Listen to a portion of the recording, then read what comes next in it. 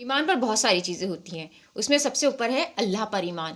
ہمارا تعلق اللہ سے اس طرح سے جڑ سکتا ہے کہ ہم سجدہ کریں تو صرف اللہ کے لیے، اور کچھ مانگنا ہو تو صرف اللہ سے۔ ہاں وسیلہ ضرور بنائیے، نیکی کرنا ہو تو صرف اللہ کے لیے، گناہ سے بچنا ہو تو صرف اللہ کے لیے، آپسی تعلق مضبوط کرنا ہو تو صرف اللہ کے لیے۔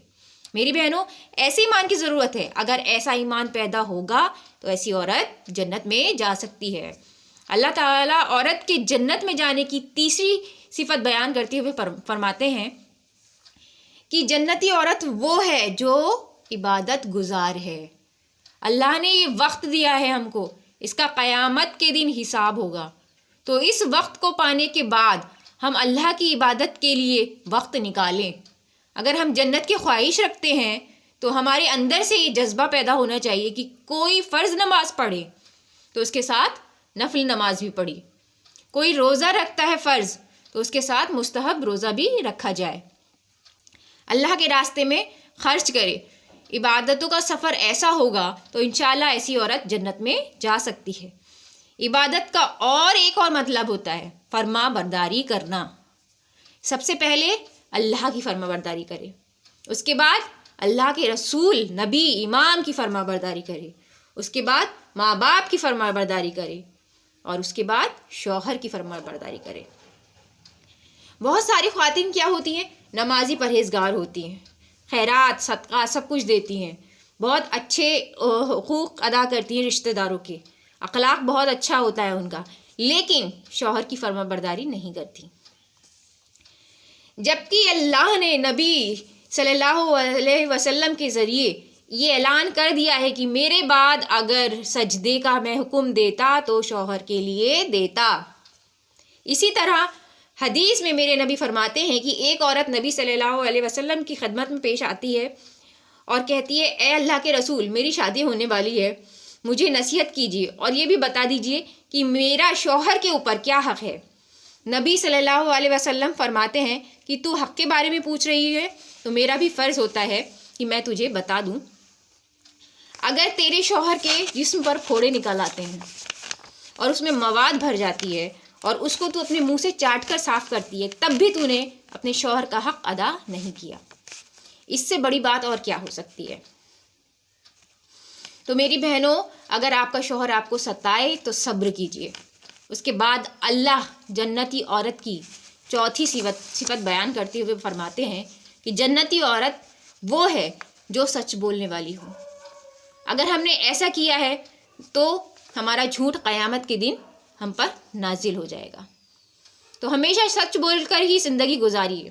ایک حدیث میں رسول صلی اللہ علیہ وسلم سچائی کے بارے میں فرماتے ہیں کہ بے شک سچائی نیکی کا راستہ دکھاتی ہے اور نیکی ہمیشہ جنت میں لے کے جاتی ہے۔ تو اللہ تعالیٰ فرماتے ہیں کہ تم ہمیشہ صحیح بات کہہ دیا کرو، اللہ تمہارے تمام معاملات کو درست کر دے گا اور اللہ تمہارے گناہوں کو بھی معاف کر دے گا۔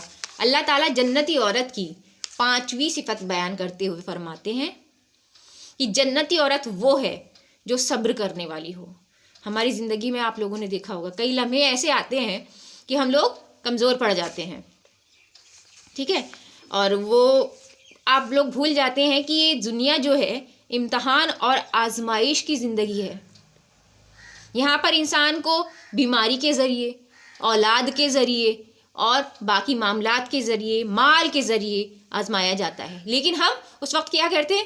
اللہ سے شکایتیں کرنے لگ جاتے ہیں کہ یہ سب ہمارے ہی ساتھ کیوں کیا اور کسی کے ساتھ کیوں نہیں ہوا۔ تو آپ غور کرو، صبر کرو، سوچو اس جنتی عورت کے بارے میں۔ ایک عورت نبی صلی اللہ علیہ وسلم کی خدمت میں آتی ہے اور کہتی ہے کہ مجھے مرگی کا دورہ پڑتا ہے، بہت مصیبت میں ہوں میں، مجھے بہت تکلیف ہوتی ہے، تو آپ میرے لیے دعا کریے۔ آپ تو اللہ کے رسول ہیں، اللہ کے نبی ہیں، تو آپ کی دعا رد نہیں ہوتی ہے، تو میرے لیے دعا کیجیے۔ نبی فرماتے ہیں کہ میں تمہارے لیے دعا کروں گا، لیکن اگر تم صبر کرو گی تو اس صبر کا صلہ تمہیں جنت میں ملے گا۔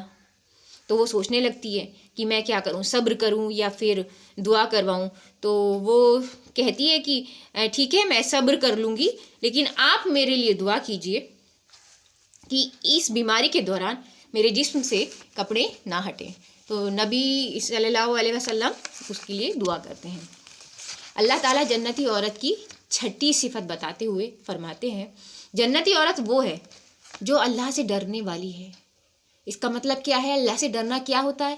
ایک دوسرے کی غیبت کرنے سے پہلے، کسی پر تہمت لگانے سے پہلے، جو کہ آج کل بہت عام ہو گیا ہے، کسی کی نافرمانی کرنے سے پہلے، بے حیا لباس پہننے سے پہلے اس بات کو یاد رکھتی ہے کہ ایسی عورت کے لیے جہنم کی آگ تیار ہے۔ اللہ سے ڈر کر زندگی گزاری ہے، کیونکہ اللہ سبحانہ و تعالیٰ قرآن کی سورہ دخان کی آیت 51 میں فرماتے ہیں کہ اللہ سے ڈرنے والے امن اور چین اور سکون کی جگہ میں ہوں گے۔ ساتویں صفت کیا ہے جنتی عورت کی؟ کہ مال کی محبت کو دل سے نکال دے اور اپنی دولت کے بارے میں اتنا نہ سوچے اور اپنی دولت کو اللہ کے راستے میں قربان کرے۔ اللہ تعالیٰ قرآن مجید میں فرماتے ہیں کہ تم اللہ کی راہ میں خرچ کرو، اللہ تمہیں اور زیادہ عطا فرمائے گا۔ تو میری بہنوں، صبر کرو، اچھے کام کرو، جنت کی خواہش رکھو، انشاءاللہ آپ لوگوں کو جنت ضرور ملے گی۔